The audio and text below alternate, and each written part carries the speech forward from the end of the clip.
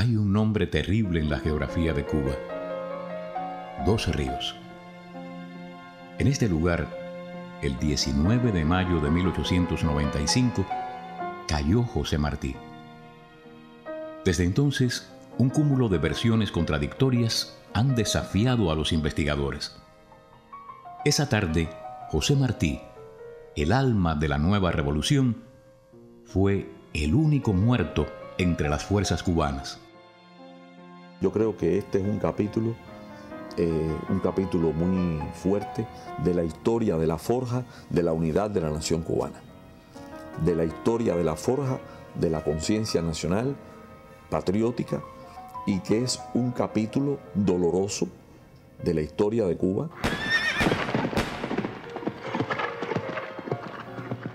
Que Martí haya caído en su primera acción de guerra es una tragedia, no un misterio. El por qué se encontraba prácticamente solo frente a las fuerzas españolas, ese sí es el enigma. El general Máximo Gómez quiso cuidarlo y le indicó que se quedara en la retaguardia, pero Martí, en medio de la acción, se lanzó a la carga. Haberle pedido a Martí que se retirara era sencillamente un imposible. Martí jamás hubiera aceptado no arriesgar, no poner en riesgo su vida en aquel combate, porque sencillamente él quería montar igual que los que saben montar. Es decir, él quería ser un militar igual que los demás y combatir igual que los demás por la causa de su patria. Era su máximo orgullo y era por lo que él luchó. Él obedeció su corazón. Él hizo lo que él creyó que debía hacer. Creo que en muy breve espacio de tiempo le habían repetido varias veces: este no es su lugar. Se lo dijo el propio Gómez en República Dominicana, antes de partir. No dudo que en los Estados Unidos no pocos le dijeron lo mismo. Ya en suelo cubano, como usted sabe, el primer encuentro antes de la Mejorana no fue favorable con el general Antonio Maceo. José Martí logró lo que ningún otro líder de la época, ni civiles ni militares: unir los sectores más diversos del independentismo. Pero para él, la guerra era la primera fase de una revolución. Como Céspedes, era otro civil dirigiendo un movimiento armado. Un mes antes de partir para la guerra, le escribió a Tomás Estrada Palma: creo que al fin podré poner el pie en Cuba como un verdadero preso, y de ella me echarán sin darme ocasión a componer una forma viable de gobierno. El 5 de mayo de 1895, en la casa del antiguo ingenio La Mejorana, por primera vez en Cuba se reunieron los tres mayores líderes de la revolución que comenzaba. Pero fue una reunión de ideas encontradas.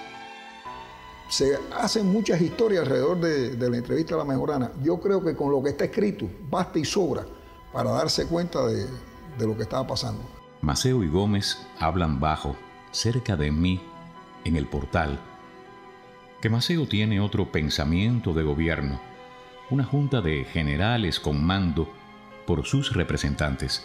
Mantengo rudo, el ejército libre y el país como país y con toda su dignidad de representado. Siempre recuerdo que bajo el dintel de la puerta, antes de entrar en la habitación, Maceo le dijo: lo quiero menos de lo que lo quería antes. Creo que es así, por lo de Flor. Y ya entramos. Si estamos dentro y hay tres generales, uno es el mayor general, el general en jefe, designado y acatado. El segundo, el lugarteniente general. Y el tercero, un mayor general, creado prácticamente a la orilla de la playa. Sobre tres, la opinión de dos prevalece. ¿Cuáles eran los temas a discutir? Puede hablarse de muchas cosas, pero eran tres temas los que estaban sobre la mesa. El primero, el esclarecimiento de lo que había pasado en Costa Rica y las decisiones finales que habían creado las fricciones que ya conocemos. Ya Flor Clombet había muerto. Lo segundo es el futuro de la lucha armada y la dirección política de la guerra. No puedo desenredarle a Maceo la conversación. ¿Pero usted se queda conmigo o se va con Gómez? y me habla cortándome las palabras como si fuese la continuación del gobierno leguleyo y su representante. Viene conmigo quiere decir que va a las minas de Ocujal a tomar un barco y a salir de Cuba. O se va con Gómez, va para Camagüey. Eso es lo que quiere decir precisamente la famosa visión que da Martí de la entrevista de la Mejorana. Martí insiste para Camagüey y los otros dos insisten, usted debe irse para allá. El primero que debe haber dicho esto es Maceo y Gómez debe haber apoyado esto. Esto todo es una presunción. Y usted sabe que en la historia no se puede presumir, pero ya que me pregunta le digo lo que yo presumo. El mismo día de la entrevista, Martí anotó en su diario: comprendo que debo sacudir el cargo con que se me intenta marcar de defensor ciudadanesco de las trabas hostiles al movimiento militar. La razón, si quiere guiar, tiene que entrar en la caballería y morir para que la respeten los que saben morir.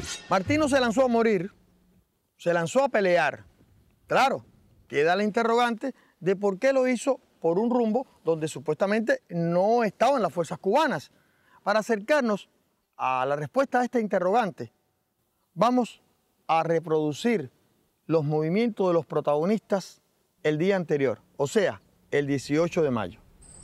El general Máximo Gómez tiene noticias de un convoy español que ha salido de Palma Soriano para abastecer el fortín que se encuentra en Ventas de Casanova, caserío situado a 33 kilómetros de Palma Soriano y 17 kilómetros de Dos Ríos. El 17 de mayo, Gómez, con unos 40 jinetes, parte desde los ranchos de Rafael Pacheco con la intención de atacar el convoy. Se da cuenta que la columna española no ha arribado y va a su encuentro en Remanganagua. Al amanecer del 18, partió de Palma Soriano el convoy de suministros, custodiado por 800 soldados al mando del coronel Jiménez de Sandoval. Se detuvieron para almorzar en Remanganagua y luego continuaron su marcha hacia las Ventas de Casanova. La columna española logra escabullirse y Máximo Gómez hace campamento en Vega del Chino. Allí duerme. Junto con 12 hombres, José Martí se encuentra en los ranchos de Rafael Pacheco. Fue en los ranchos de Rafael Pacheco que Martí escribió la famosa carta a su amigo mexicano Manuel Mercado, que se considera su testamento político.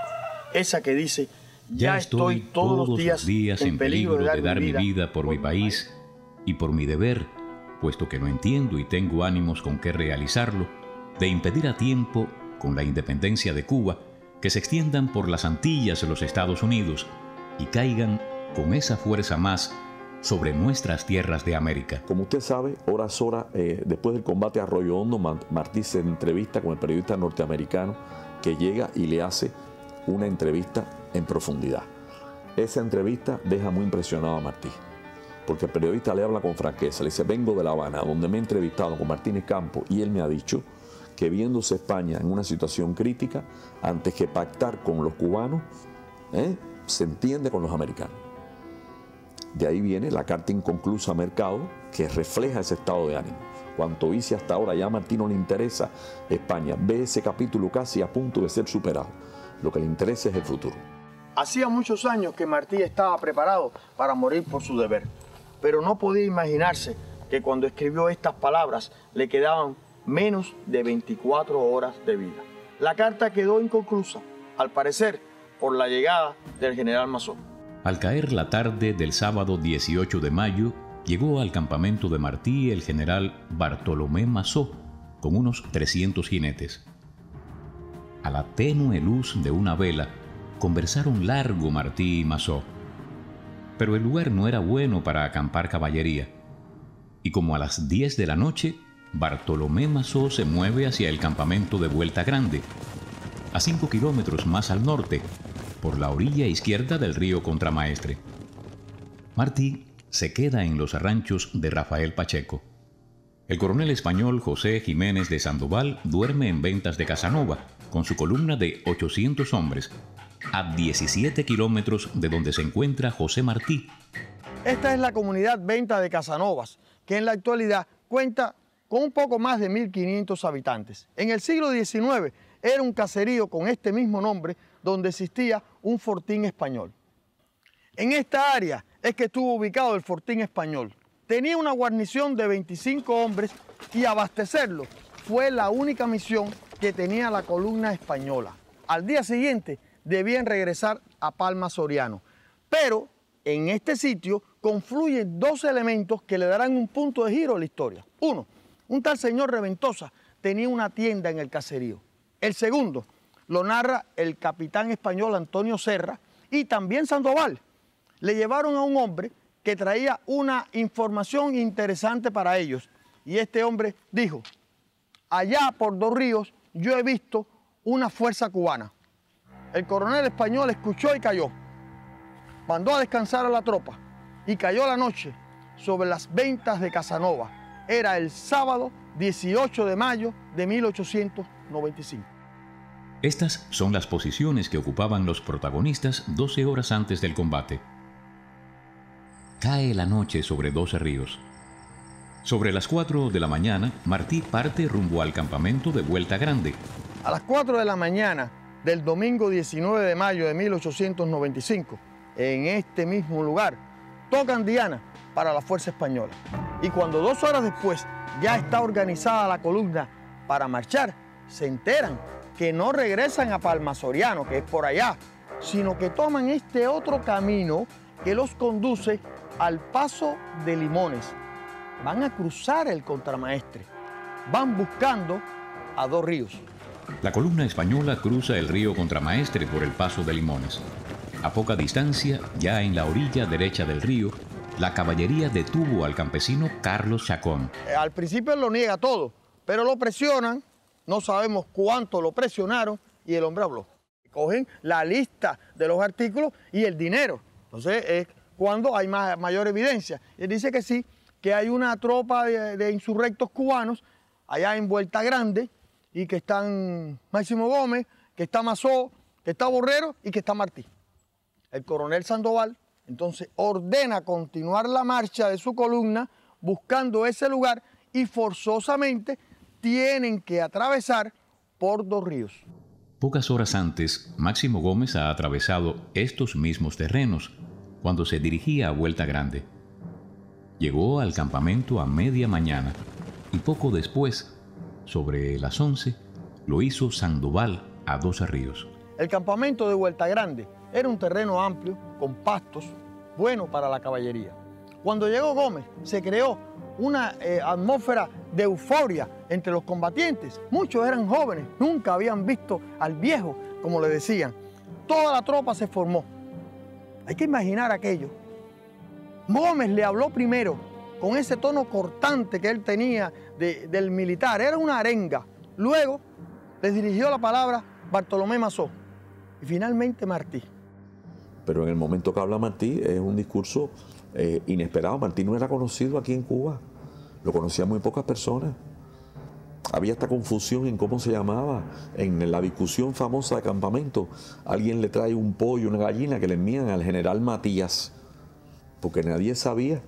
Por eso, cuando lo ven tan civil y tan educado, etcétera, la gente inmediatamente le dice presidente. Oiga, presidente, presidente, porque intuían eso, que no estaba resuelto todavía. Esos hombres nunca habían escuchado a Martí.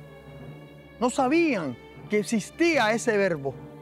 Martí se elevó a los niveles superiores y terminó su discurso diciendo: por Cuba yo me dejo hasta clavar en la cruz. Fue su último discurso. Es así. Y quizás eso concuerda con otro pensamiento. Si en la cruz murió el hombre un día, hay que aprender a morir en la cruz todos los días. Al arribar la vanguardia española a la finca de José Rosalía Pacheco, tropiezan con un grupo de exploración cubana. Se intercambian disparos y acto seguido los cubanos se retiran para informar de la proximidad del enemigo. Jiménez Sandoval se da cuenta de que la tropa se ha levantado muy temprano. Él ha tenido que soltar un arria que estaba con él, en que él había trasladado víveres para el fortín de ventas de Casanova, y a las 11:45 de la mañana, y además aquella tropa no había almorzado. Si se encontraba con los mambises, como le había pasado ya con los 30 jinetes cubanos que los habían atacado. Sencillamente era una tropa que llevaba hambre, que estaba cansada. Y entonces es que decide acampar, almorzar y por la tarde continuar el rumbo hacia la Vuelta Grande, que era donde le decían que marchaban cada vez que los mambises atacaban, se mudaban, se avanzaban por la orilla derecha del contramaestre hacia la Vuelta Grande. Entonces, en esos términos, él ordena armar el campamento, lo hace rodear de vigilancia, tiene vigilancia en todos los puntos estratégicos, tiene por defensa también un bosque y tiene el río, como él arma la defensa en caso de que fuera atacado. Él, por supuesto, va a esperar que lo ataquen por la margen del contramaestre. Y ahí sitúa 3 compañías, 2 en el norte hacia el Cauto. Jiménez Sandoval, como es muy buen militar, ha situado 3 avanzadas delante de las 2 compañías que al principio él pone mirando al Cauto, y pone 3 detrás del alambre de púa, una sobre el camino, uno a la derecha junto al contramaestre y otro, a la izquierda, y otro a la derecha al lado del bosque. Es decir, son las 3 avanzadas. En el campamento de Vuelta Grande ya los cubanos habían almorzado. Se preparaban a descansar cuando sintieron unos disparos lejanos y poco después, a galope tendido, llegó un explorador con la noticia. Una fuerte columna avanzaba hacia el lugar y se encontraba aproximadamente por 2 ríos. Máximo Gómez de inmediato dio la orden: ensillar, montar y partir en busca del enemigo. A unos 5 kilómetros de Vuelta Grande se encontraba el paso de Santa Úrsula. Cuando la vanguardia llega a este lugar, el guía le plantea que, debido a lo crecido que estaba el río, por allí no se podía cruzar. Entonces, la vanguardia continúa su marcha hacia el sur, buscando otro lugar por donde vadear el contramaestre. Pero cuando Gómez llega al mismo lugar, el práctico le dice, por aquí no. Y Gómez le dice, sí, por aquí mismo. Y pasan y van subiendo. De esa manera, el centro se convierte en vanguardia y será quien primero choque con los españoles. En el medio quedó el río crecido. El antiguo paso de Santa Úrsula es donde hoy se encuentra el puente. Un testigo recordó aquel momento como un verdadero delirio. Los ánimos estaban exaltados. Estaba entre ellos esa leyenda que era el general Máximo Gómez, pero también por el impresionante discurso que le acababan de escuchar a José Martí en el campamento allá de Vuelta Grande. Pero es verdad, el río estaba crecido. Gómez se lanzó, pero detrás de él se lanzaron esos combatientes que venían con un verdadero ardor, querían pelear. Pero los caballos se empiezan a remolinar, algunos pierden el paso del vado, a otros les cuesta trabajo entrar al río. O sea, cuando llegan también a la otra orilla, que es una orilla escarpada, pero ha llovido mucho en esos días, o sea, están llenas de fango, los caballos resbalan, les cuesta trabajo llegar al firme. O sea, que esa marcha, que nunca fue compacta, comienza a debilitarse y a desorganizarse. Cruzaron en pequeños grupos, los primeros, y luego llegan a ser como un cruce a goteo. Algunos ni siquiera llegan a cruzar. Cuando ya se sentían los primeros disparos, todavía había jinetes que estaban llegando por aquí porque venían de Vuelta Grande. Unas fuentes dicen que cruzaron unos 150 hombres, otra dice que no llegaron a 60, aunque cualquiera de esas cifras u otra fuera la real, siempre fueron sumamente inferior a los 800 soldados que los esperaban de este otro lado. Pero en la otra orilla, Gómez no encuentra a los españoles y ordena continuar hacia el sur. Atraviesan los terrenos de Rafael Pacheco y en la portada de la cerca que da paso a la finca de José Rosalía, sorprenden una avanzadilla española de la segunda compañía del segundo batallón peninsular. Y de pronto entran y chocan en el marabuzal ese o en lo que sea, en la manigua esa, chocan con unas avanzadillas españolas que están ahí. Y logran, en medio del frenesí y el carácter impetuoso, romper esa línea. Causan baja y entran directamente en el triángulo ese, en ese espacio. De pronto entran.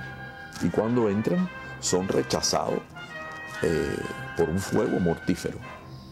Tan es así que se corrió la bola de que Gómez había sido herido gravemente en ese encuentro. Gómez mismo dice, combate mal preparado, lo confieso. Era un combate, él pensó que él iba a lograr un segundo palo seco. Máximo Gómez continúa el ataque con el mismo brío, pero los primeros disparos dan el alerta en el campamento español. Los oficiales españoles colocan las compañías de la tropa en 3 líneas y ordenan fuego a salva. Y fuertes y continuas descargas contienen a los cubanos. Mientras tanto, el grupo de 12 mambises que integraba la vanguardia cubana, al mando de Amador Guerra, continúa más al sur buscando otro lugar por donde cruzar el río y atacar por la retaguardia a los españoles. Mientras avanzan, escuchan el fragor del combate que ya ha comenzado. Intentan cruzar por lo que hoy se conoce como el Paso de María, pero detrás de la tupida vegetación se encuentran centinelas de la 5ª Compañía del 9º Batallón, equipados con fusiles de repetición Mauser. El fuego concentrado de tiradores que no pueden verse hace desistir al pequeño grupo de jinetes.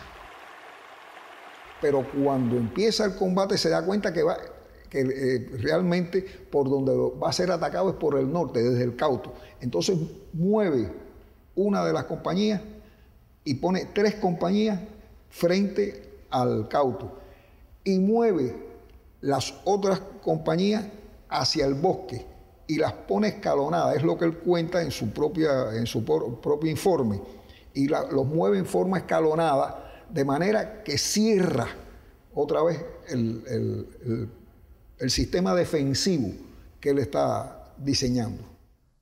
Pero en las escarpas que forman las márgenes del contramaestre deja centinelas, que son los que contienen a la vanguardia cubana. Ha situado muy bien sus tropas. Hay que reconocer una cosa. Jiménez de Sandoval es un buen militar. Jiménez de Sandoval ha estado en las Guásimas, en la guerra anterior. Va para España y regresa a Cuba cuando empieza la guerra de independencia.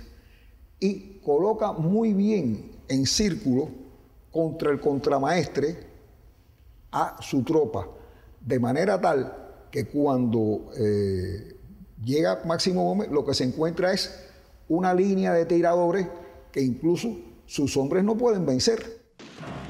Mientras Gómez se reitera varias veces el ataque por el flanco derecho español, y Paquito Borrero hace lo mismo por el izquierdo, ordena que un grupo de jinetes se desmonten y se corran por el bosque para sorprender el extremo derecho español que descansa en su interior. Los cubanos tampoco lograron abrir una brecha por este lugar, pero el gasto de municiones reportado por la compañía española que defendía esta posición indica que el intercambio de disparos fue intenso. En carta escrita al día siguiente, Máximo Gómez dirá que la gente novicia no me siguió en la carga sostenida, a pesar de mis esfuerzos para arrastrarla. Y aunque fue deshecha su fuerza de vanguardia, su centro quedó entero, y fácil le fue nutrir sus fuegos, que no era posible apagarlos con los disparos mal dirigidos por nuestros jinetes. El oficial de guardia del campamento cubano en ese momento, Juan Masó Parra, pocos días después escribió que si bien no era sensato esperar al enemigo en el campamento, mucho menos sensato era atacarlo con caballería en sus inexpugnables posiciones. O sea, es un combate mal planeado. Repito las palabras de Gómez, no las mías. Gómez retrocede para reorganizar un nuevo ataque. Se supone que en ese momento es cuando ve a Martí y ante el peligro que se avecinaba, según el propio Gómez, le ordena que se retire a la retaguardia. Gómez en ese momento debió de haberle dicho, y junto con usted, ustedes 20, para proteger a aquel hombre cuya vida tenía a su cuidado indiscutiblemente Máximo Gómez. Pero sencillamente lo que él dice, ocupándome del combate, ya no tuve más tiempo para mirar a Martí. Yo creo que a Martí le llenó la copa. Este no es su lugar, él había venido a Cuba a eso. Gómez reinició el ataque, tomando él por la izquierda, mientras el general Paquito Borrero lo hacía por la derecha. Nos encontramos a unos 500 metros de donde cayó José Martí. Y usted puede preguntarse cómo es posible que nadie lo viera salir hacia el frente. Para encontrar esa respuesta es necesario ver el escenario tal como era en 1895. Ahora sí estamos en disposición de brindar nuestra versión de lo que ocurrió aquella tarde. Cuando Gómez se retira para reorganizar las fuerzas, lo tuvo que hacer fuera de la visibilidad de la infantería española, entre los árboles de Jatía. Cuando él y Paquito Borrero volvieron a la carga, Martí ha estado escuchando el fragor del combate, el tremendo estruendo de cientos de fusiles en descarga cerrada. Sabe que la acción no prospera para los cubanos hasta que en un momento ve al joven Ángel de la Guardia que se encuentra a su lado y, según la tradición, le dice: joven, vamos a la carga. Saca su revólver y, espoleando los caballos, parten los dos al combate. la arboleda terminaba en una cerca de alambre que delimitaba la finca de José Rosalía Pacheco. Los árboles insertados en medio de aquella manigua impiden las maniobras de la caballería cubana, mientras que para los españoles se convierten en parapetos naturales. Cada árbol, cada matorral parece que vomita fuego. El aire está lleno de espesas nubes de humo blanco. En la línea de fuego española hay unos 300 soldados. La columna española consumió más de 10.000 balas. De ellas, más de 7.000 fueron disparadas por las 3 compañías del 2º Batallón Peninsular, que integraban el frente del combate. Y esas compañías estaban armadas con fusiles Remington. El Remington se fabricaba en la armería española de Oviedo, con patente de la Remington Arms Company de Estados Unidos. Era un arma de gran alcance y poder de impacto, pero monocapsular. Cada proyectil tenía que colocarse manualmente en la recámara. Sus cartuchos utilizaban pólvora negra. Por eso, cuando disparaban, producían densas nubes de humo blanco que dificultaban la visibilidad de los combatientes. Si hacia la izquierda había marchado Gómez, que le había ordenado mantenerse en la retaguardia, es lógico que tomara hacia la derecha, donde debía encontrarse Borrero. Martí y Ángel de la Guardia toman el camino real y luego se desvían por el sendero que le quedaba a la derecha y conducía a la casa de Rosalía Pacheco, lugar conocido por Martí. Pasan frente a la vivienda y continúan. Ahora, entre el lugar de la caída de Martí y la cerca que tanto se menciona en los testimonios, existen 250 metros. A veces se tiene la idea de que desde que Martí con Ángel de la Guardia atraviesan la portada de esa cerca hasta el lugar de su caída, esos 250 metros los recorrieron en una sola carrera con los caballos a galope. Sin embargo, en varios periódicos publicados en Cuba en los días inmediatos a la acción, aparece una información que solo podía provenir de fuentes españolas y que decía que a los soldados españoles le había llamado la atención ese hombre montado en un magnífico caballo, ellos hablan de un caballo blanco, que con un sombrero de castor, un saco negro y que revólver en mano se movía de un lugar a otro como arengando a las tropas cubanas que disparaban contra las fuertes líneas españolas. Y además iba vestido para una boda, iba vestido con la ropa, iba vestido como césped del día antes de su muerte. Ahí también juega mucho el papel, la hipersensibilidad, hipercapacidad, hiperpercepción que tiene Martí de los acontecimientos. O sea, que Martí estaba hacía rato visible para los soldados españoles, pero no totalmente aislado de los cubanos, quienes, protegidos por maniguazos o detrás de un tronco, disparaban. Por mis investigaciones e incluso en el terreno, pienso que no estaban tan despegados. Se dice que, dice Ángel de la Guardia, de una carta que se dice escribió a su familia, que a su vez la narra porque la destruyeron, en que cuando avanzaron se separaron de las fuerzas cubanas. Pero cuando uno se pone en el lugar donde cayó Martí, donde debió estar Gómez y demás, no parece que fuera tan lejos una cosa de la otra. Sí, era difícil verse porque parece que el humo de la pólvora era muy intenso. Aquellos no eran las famosas balas de pólvora sin humo, y lo que había era una gran nube alrededor de ellos. Sin embargo, Dominador de la Guardia, cuando ve que su hermano Angelito de la Guardia empieza a pedirle ayuda, por eso no pueden estar tan lejos, cuando él lo está viendo, le empieza a pedir ayuda para rescatar el cuerpo de Martí, el cuerpo del presidente.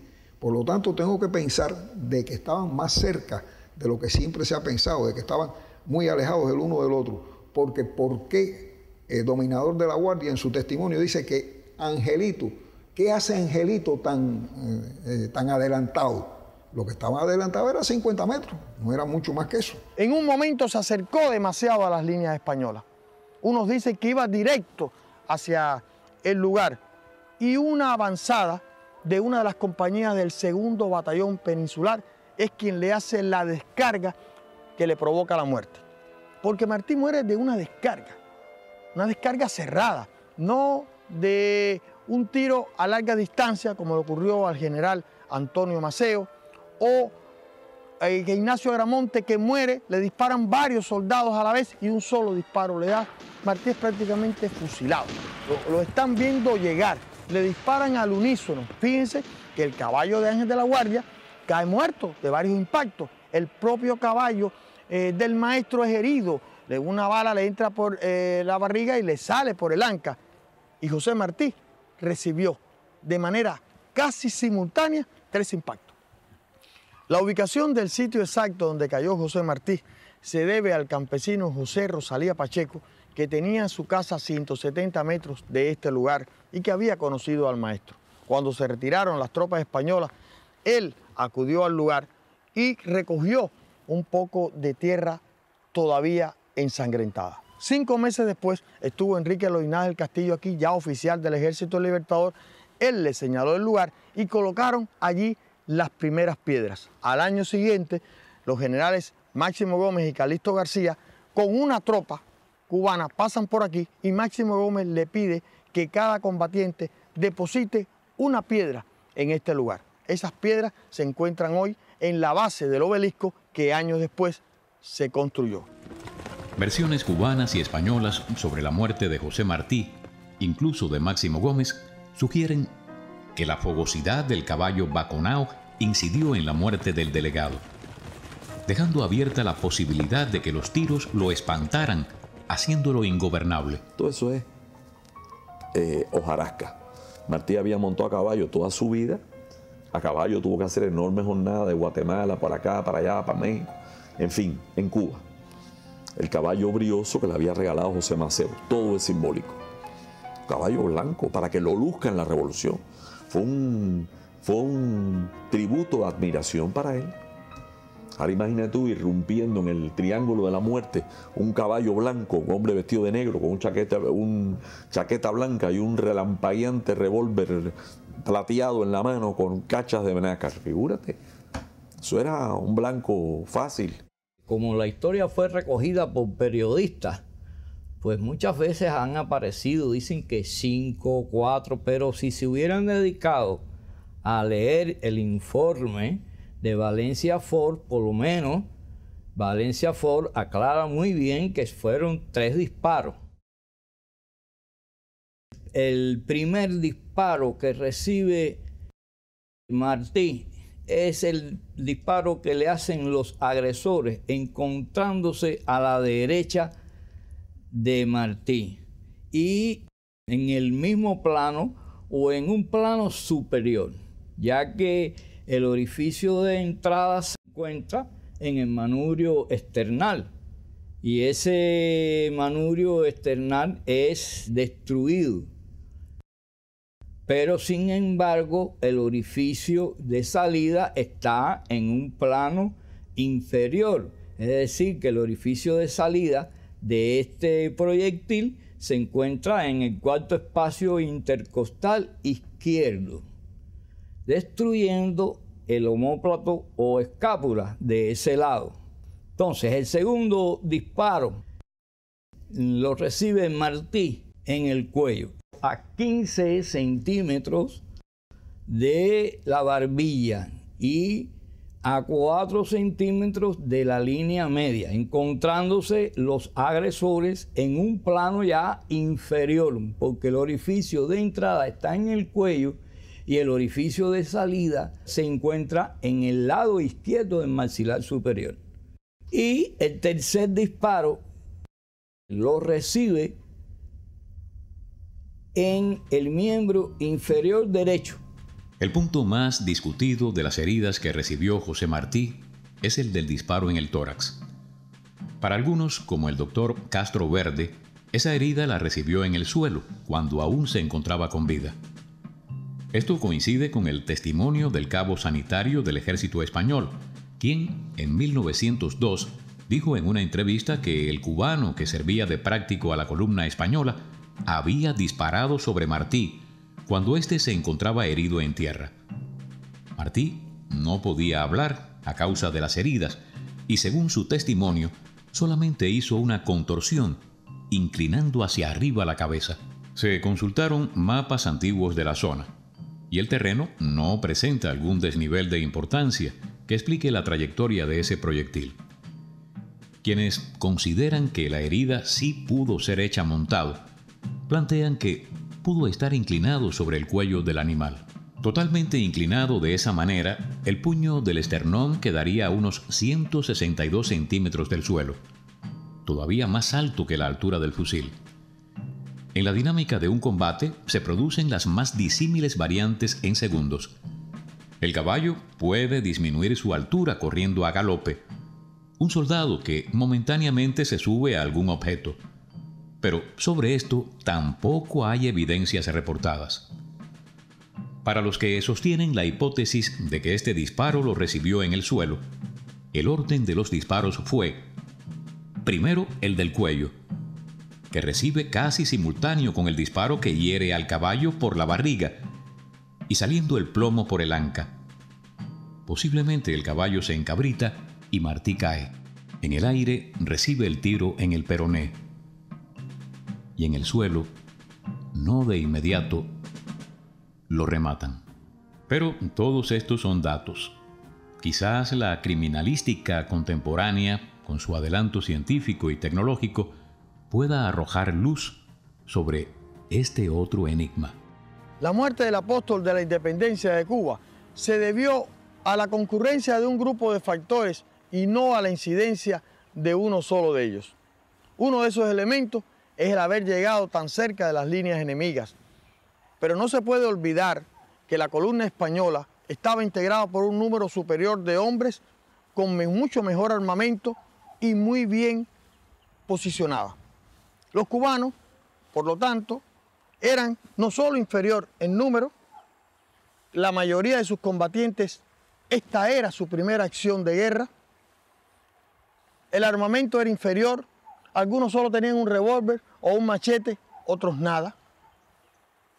Menos de la mitad lograron cruzar el río Contramaestre, y a esto agreguemos lo enmarañado del terreno, la densa humareda que provocaban los cientos de Remington disparando, ya sabemos, con pólvora negra, y en primer lugar, el altísimo concepto del honor que tenía José Martí, que como líder lo impulsaba a compartir los puestos de mayor riesgo. Pero no olvidemos que el apóstol era también un combatiente bisoño sobre un caballo fogoso y asustadizo. Jiménez Sandoval dice: yo no quiero aparecer simpático a los ojos de los cubanos. No tengo necesidad de eso. Ni tengo remordimiento. Martí murió luchando por la causa justa, yo luché por la mía. lo que siempre me he preguntado es, dice, ¿por qué un hombre tan importante para Cuba se puso tan cerca de las bayonetas de mis soldados? Gran verdad. Muchas de las preguntas que quedaron sin respuesta pudo haberlas esclarecido Ángel de la Guardia, el único testigo que presenció la muerte de Martí. Pero aquel jovencito de Jiguaní, que tenía 20 años cuando la acción de 12 Ríos, murió antes de terminar la guerra. Alcanzó los grados de teniente coronel y se convirtió en uno de los oficiales más valientes del Ejército Libertador. Cayó en 1897 en la toma del pueblo de Las Tunas, cuando mandaba un regimiento. En los vivacs de los campamentos, a veces recordó el impacto de aquella tarde. Pero murió sin dejar testimonio escrito. Fue un precio altísimo, como dice la canción, cuántas vidas preciosas, cuántas generaciones. Es la verdad, así fue. Yo creo que todo ocurrió y que ya Martí había dejado su obra principal, estaba hecha. Tanto obra política como obra de cultura política, obra intelectual intensa, obra poética, obra humana. Yo pienso que él sintetizó a los 42 años todo lo que un hombre puede hacer en una vida larga. Pero esa muerte y ese acontecimiento está rodeado de una serie de incógnitas y de situaciones difíciles de aclarar. Cuando tú terminas esa lectura, lloras.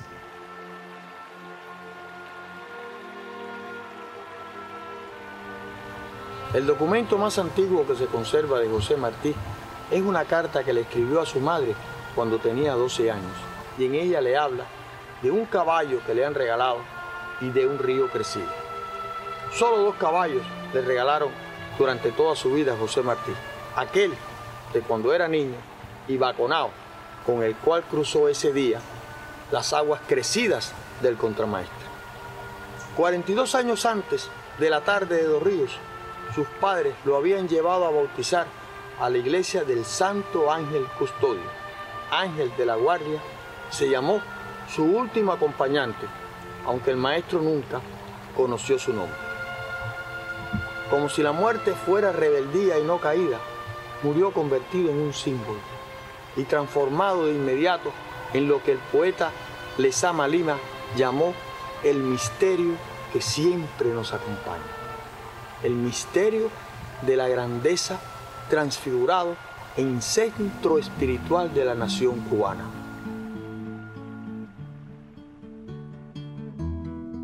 Mírame, madre, y por tu amor no llores.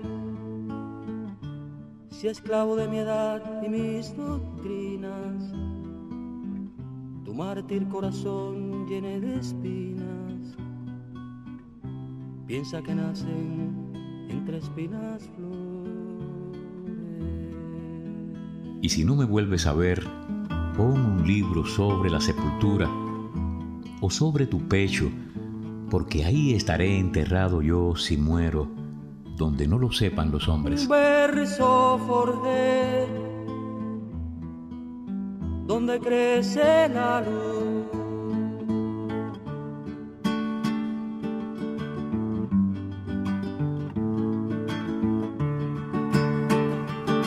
Y América y el hombre digno sea, y América y el hombre digno sea, y América y el hombre digno sea, y América y el hombre digno sea, y América y el